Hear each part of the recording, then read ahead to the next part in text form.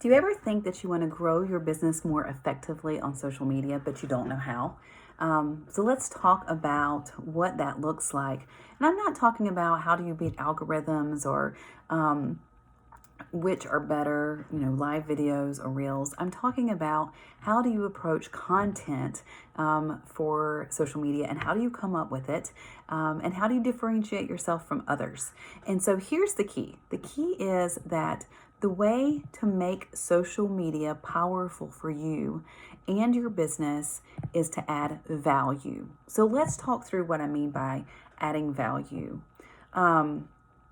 So what you want to do is be able to come to your platform with something that is going to give back to someone else. People come to social media to consume, right? It is passive. They're just scrolling by. And in order to make them stop at what you have to say or what you have to share in an image, has to add value to their lives some way, right? Otherwise, they're going to keep scrolling by. Now, the first thing I want you to know about adding value on social media is that every single one of us will do this in a different way. It's going to look different for me than it looks for you. It's going to look different for you than it looks for your upline leader or your downline leaders or your cross-line friends. Don't get caught up in giving yourself whiplash, looking all around about how everyone else is doing it. Figure out what it needs to look like for you. So for some of us, we can add value on social media through humor. Others of us do it through education or tricks and tips that we know or advice that we can give or a how-to or a connection through a story that we can tell. Everyone's way to add value to social media will be different.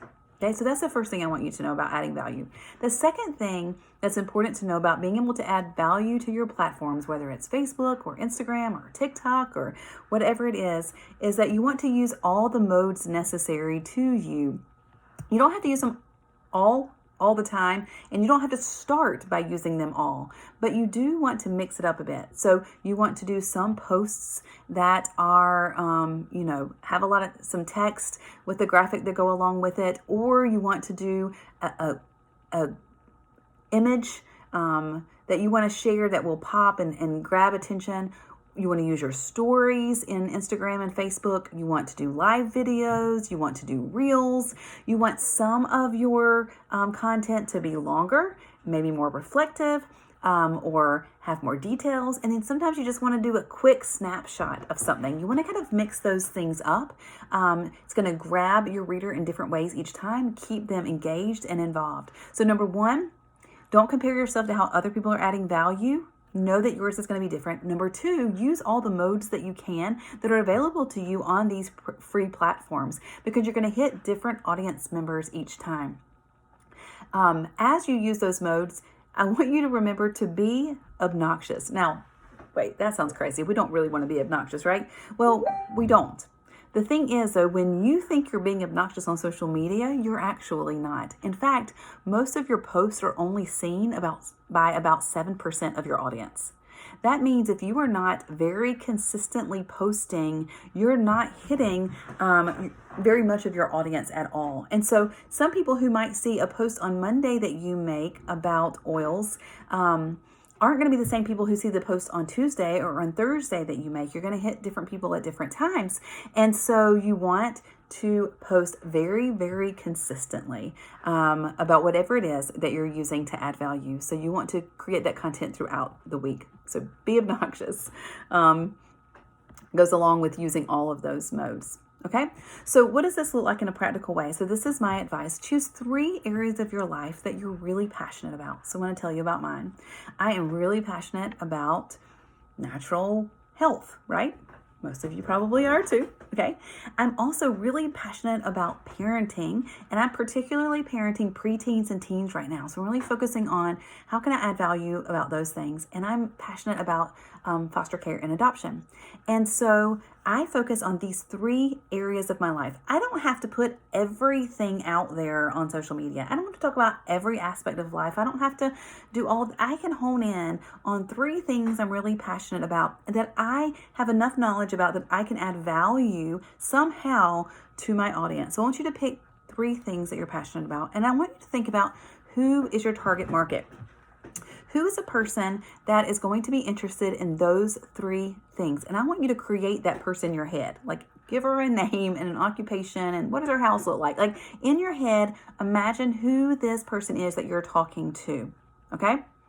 And so what you're going to do is you're going to take your 3 passions that you have and your target audience, this woman that you've created in your mind who you want to be your next customer, okay? And you're going to be constantly talking to her, and you want to think, what could I show her of value? What does she need? And what can I give her on this platform? How can I fill a need in her life, offer her something of value on this virtual platform? And in what way can I do that? Okay, so maybe this is Mary in your mind that you've created, and she is a mom of 3 little kids, and she is in her early 30s. And she works part-time, but she's home part-time as well. Maybe that is your target market, okay? What does she need? What would be helpful to her that you have to offer? Okay, think through that. I'm gonna show you some different ways that you can think through your value in just a minute. But that's the practical way to do it. 3 things that you're passionate about. Find a target audience that would be interested in those 3 things. Figure out who that is, and then think through what you can add, what you can do to add value to that person's life. Okay? Now here is where you're going to have a downfall. Some of you already have this happening in your brain right now. You've created a chasm. You look at those people on social media who are great at adding value, and you think, oh my goodness, they're so good at that. They're so funny. They give the best tips. They're an expert at those things. You look at social media and you see these experts, right? Okay.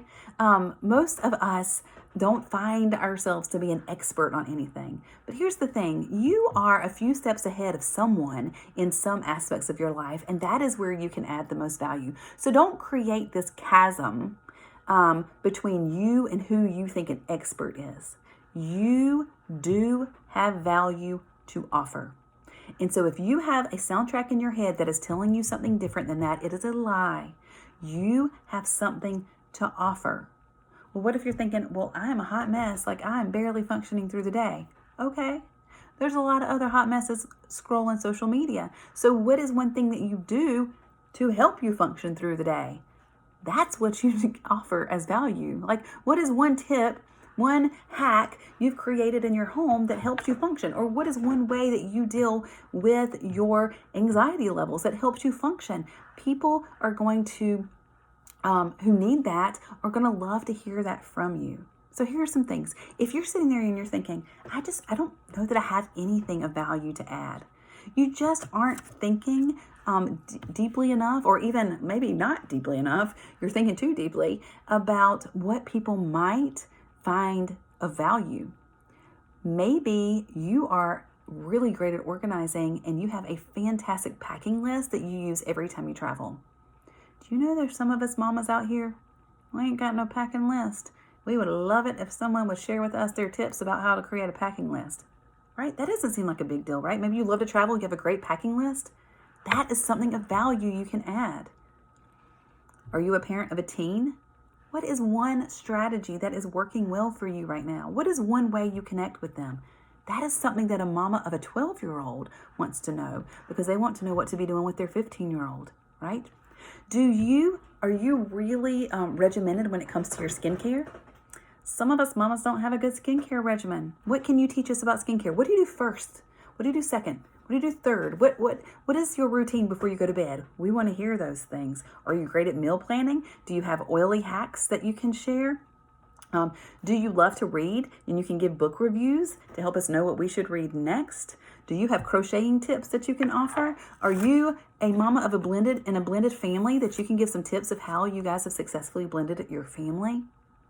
Remember that wisdom didn't come with some magic fairy dust to the people that you see on social media or to yourself. Wisdom comes from struggling, failing, learning, and trying again, right? And we want to hear about what you have struggled with, learned, and tried again that finally worked. It didn't have to work the first time. You don't have to be a complete expert, but you have some things that you can offer of value to people. So start figuring out how you can take those 3 passions, the things that you can offer in those 3 passions. Of course, one of them needs to be Young Living, right? And how can you add value in each of those areas on your platform in as many ways as possible?